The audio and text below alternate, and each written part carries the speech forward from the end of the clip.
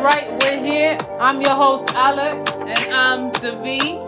And this is our podcast, According to We. What's up, Davi? I'm here. What's going on, Alex? Nothing much, but what we talking about today? Matter of fact, I really got this topic. This has been heavy on me because from the other day, I just don't understand why, black people do this. I really want to talk about why black people always looking for a discount. You know what I'm saying? Like, we want to make sure that we make a valid effort to support more black-owned businesses. I feel like we should do our part. That's what one of my goals are this year, and I'm just trying to understand why your friends always looking for a discount. That's a fact. Like, always looking for a discount. It's kind of crazy. As a matter of fact, now that you say that, I actually got a story for you. Oh, Jesus. So, as we was just saying, it's about the support. So, I got a friend, started a boutique or whatever. So, I said, I'm going to support. And I wasn't even going to do it the friend way. I wasn't going to text her. I wasn't going to be like, hey, I'm about to order. Nah. I went to the website, looked some stuff up. Now, I did end up texting her because it said that she was sold out of my size of the particular item that I wanted. So she was like, actually, we have one more. So I was like, copy. So I'll go ahead, still order through the website, this, that, and the third. So I don't know if because she thought I was a friend, I never need to get my order because I paid for it. All right, a month go by, 2 months go by, but I see her. So it's like, that's crazy. You ever gonna give me my order? But if I was a stranger, would you have operated this way? All right, so I finally get it, the packaging was cute or whatever. And then I open it up and the top of the romper is ripped. So I'm like, okay. But once again, it's about the support. Because, if that was any other company, I'd have been like, give me my money back after I waited that long. Right. But, support was the goal. Right. So I went ahead and I was like, hey, it came ripped. I played it off. Like, should it look like this? Should it not? And fact of the matter is, should not have looked like that. And then she tells me she don't have another size. So I'm like, okay. So I could wait till you reorder it. Sis goes, nah, I'm not reordering it. In my head, I'm like, huh? Because, if this was any other company, if that's your fault, then you got to right the wrong. Whether you have to pay for it or not is not really my business because I paid you a long time ago. So once again, the support. So I went ahead and I just chose another item from the website. Once again, 1-2 months go by. And, it wasn't until, we actually ended up having a disagreement as friends. And I suddenly see, a package in the mail. Like, did you give it to me so I will have nothing else to talk about? Or you gave it to me as a customer? Once again, last thing, as far as it goes for support, I say, you know what? We may not speak on the regular no more, but I'm going to support you. Went ahead, added it to my Instagram story, shared a post. She had the audacity to talk about She reposted it and said, and I quote, love to see happy customers. I'm confused. And my question is, why don't you have a section for reviews? Because happy is the furthest thing from what I was thinking. And that's all you could say? Happy customers didn't say thank you for the support? Because that was support, you feel me? So what I'm gathering from that story is, we also have to be mindful as black-owned businesses of the experience that you're giving your customers, regardless of whether it's a friend or a customer that you don't know. I feel like that's also one of the reasons why a lot of us don't aim to directly support black-owned businesses is because customer service is not it. Once again, if it was any other company, you would have to right the wrong. So let's treat everybody as professionally as we expect to be treated when we're supporting. But, you telling that story kind of reminded me of some other situations. Now, I'm from the Caribbean, so, we like to have parties and such. And Fact. my cousin was like, hey, can you come and support my party. I'm gonna have a 90s theme party, and I need you to sit and collect the funds at the door. No problem. Easy peasy. So I'll go to this party, and I'm at the door, and, you know, the entrance fee is $20. And I'm like, all right, cool. So I'm sitting at the door, and people start coming in, you know, and entrance fee $20, collect. $20, collect. But then all of a sudden, like, oh, hey, you know, I know your cousin, so, like, I'm gonna just hit you with a 10 and come through the door. Brr? What did you say, sir? Wait. The entrance fee is $20. Yeah, but I know your cousin. I know him from a long time. Yeah, and I knew him all my life. I still paid $20 to get in said party. I don't understand why it is so hard for people to pay their friend. This is supposed to be your friend that you know from a long time. You know where the money's going. If your friend has a household, or your friend has bills to pay, or your friend has children, you know where that money is going to. Why is it so hard to pay your friend? You know what he did? He called my cousin and had my cousin come to the front door to tell me, oh, it's okay. Let him in.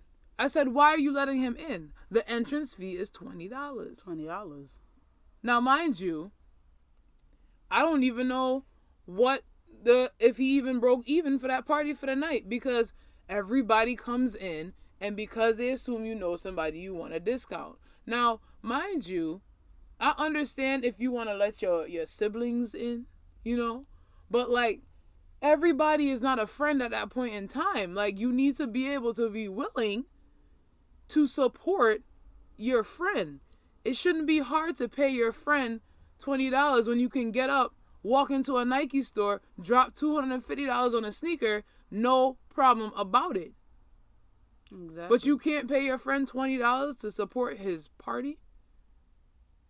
I really just don't understand why we can't get it right, you know?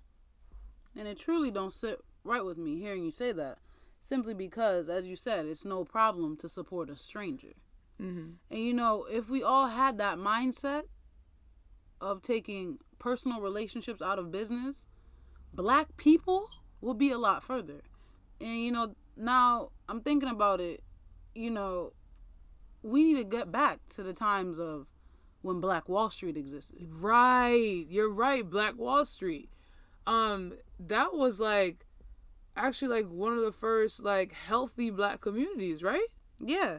It was a Greenwood neighborhood in now the Tulsa, Oklahoma area. Uh-huh. And essentially it was a prosperous African American business district. And the reason why it was so prosperous was because African Americans acquired their own land and created businesses.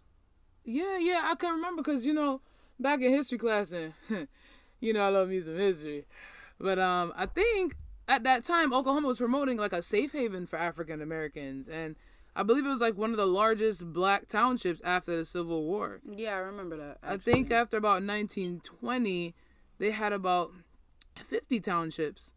And the way Greenwood started was this gentleman by the name of O.W. Gurley had purchased 40 acres of land and started to hand out business loans for people to be able to start businesses. I mean, Greenwood was lit, okay? We're talking about luxury shops, restaurants, hotels, jewelry, clothing stores, movie theaters, barbershops, salons, library, pool halls, you name it. It was there. There was offices for even doctors, lawyers, and dentists. They put in a school system, post office, hospitals, bus, taxi service. Literally in Greenwood, the dollar exchange was 19 times before it left the community. So essentially what that means is they created a self-contained and, as you said, prosperous community. But, you know, always there was something that would hold that community back. And I believe that there was an accusation of a black shoemaker who was accused of sexually assaulting a white female elevator operator at the time. And of course, with racism being so much more prevalent then than it is now, pretty much Greenwood got wiped out by mobs of armed white men who pretty much just looted all the homes, burnt the businesses down to the ground, and tried to run, or did run, black families pretty much out of the neighborhood. I believe it was millions and millions of dollars worth of property damage that occurred during that time. Greenwood District still does exist, though. Of course, it was rebuilt with assistance from the NAACP, other townships, and black churches also donated. And, like, Greenwood is known for its resilience. But, like, this is a concept that we need to implement, not only in one area, because you also see areas getting really heavily populated with black culture, such as Atlanta and Texas now. But it's like, we're everywhere. So it doesn't matter where we are. We need to do our part. We got to support. Like, there's so many ways you can support black-owned businesses. Exactly, and I think a lot of people fail to realize it. When they think of support, they think, oh gosh, I'm about to be broke because, you know, I got to spend a little there, spend a little there, you know, but there's also ways that don't cost you anything. Mm-hmm. You know, for example, one thing that you could do is write reviews. Right. Now, companies, if we're being honest, they need to know the good, the bad, the ugly, and the indifferent. Right. In order to succeed, sometimes you have to fail. Right. Because everything needs to be improved. So compliments do encourage people to purchase. So maybe you didn't spend any money, but the customer service, just from you asking a question, that spoke to somebody else, and now, boom, somebody else knows about the company. Mm-hmm.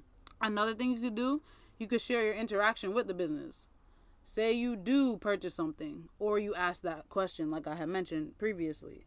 You can post it on your IG story, Facebook, you know, Snapchat, all the social medias. Mm-hmm. And, you know, word of mouth. Like, I know COVID messed everything up, you know, so you're not seeing people. But, you know, the best thing you could do is that live testimonials. You feel me? True. You feel me? Word of mouth. Because I'm going to trust what my homie Tracy over there say, you know? Because I've known Tracy how long. And, you know, if you tried it and you liked it, I'm going to give it a try too. Right. You know? Exactly. So that's how most companies thrive. Right. Exactly. I mean, not only can you do that, but, like, since you touched on that social media piece, hashtags, business hashtags. I'm talking about specific to that business. So let's say you have a clothing boutique, and your clothing boutique's hashtag is boogie with the oogie. You know what I'm saying? Like, when you post a picture or you post your review or anything like that, you just make sure you put that hashtag boogie with the oogie. Anything you post about that business, then that business is able to search you up on Instagram and realize that you're doing good by them by featuring them in some way. Also, that to the same test about the support, a direct message to a business is the utmost form of flattery and motivation for that business owner. So what I'm saying is, say for instance, I go and I purchase something from a bakery, and I got this cake, and this cake was banging, okay? TheBomb.com, okay? Finger, licking toes, everything. Just everything good. I could literally go on that bakery's Instagram page, DM that owner and say, listen, you need to keep on doing what you're doing because you put your whole heart and soul into what you do. You have no idea how those words could put that business owner into an overdrive to make sure they continue to spread that professionalism, okay? Spread the joy, spread the love that they're sharing through whatever it is that they're doing. Most business owners know it is, you know, we're in this to make the money, but if you're not passionate about what you're doing, that's what makes that business thrive. It's the fact that you are dealing with a person who's passionate about what they're doing and the efforts that they're taking to serve and make sure that you're having the greatest experience with them. And the last thing is, just like how you go into Nike or you go into H&M or you go into a store and they're like, hey, you know, I'm in Old Navy. Do you want to sign up for the list? You get 10% off. Do the same for them, right? You go on their website, sign up for the email list. 10%. I know we technology the way of the world, and we do have a lot of emails, but it's free. All right, it's free. It doesn't cost you anything to support these black businesses in that way. But I ain't gonna hold you, Alex, because you know we gotta go. But seriously, this was great. I just feel like we all need to hear this. I feel like we all need to do our part, but no, I'm not gonna hold you. You ain't gonna hold nobody else. All right, guys. Thank you so much for joining us today, and we hope you tune into our next one. And we out. That's right. We're here. I'm your host, Alex, And I'm Davee. and this is our podcast, According to We.